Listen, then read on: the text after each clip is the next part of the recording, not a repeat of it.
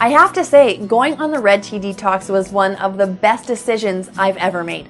I lost an incredible amount of weight, 12 pounds in only 2 weeks, and more importantly, I learned how to keep it off permanently. In the end, it exceeded every single one of my expectations. And for someone like me, that's saying a lot. You see, I'm no stranger to diets. I've been on a few here and there, but for the most part, I've always been very selective when it comes to choosing one that's right for me. I won't hop on just any bandwagon trend that's sweeping the morning talk shows. No, for me, the key factors here are science. Is the diet actually grounded in scientific evidence? What makes it different than the rest? Are the ingredients proven to work? In my line of work as an investor, you'd be a fool if you jumped into any decision without first taking into account all the facts.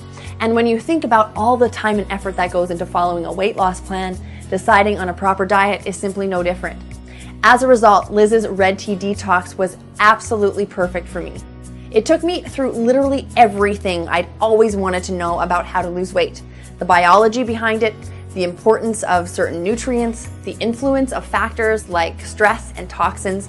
It was an informative read that helped me truly understand weight loss so I could keep the pounds off forever.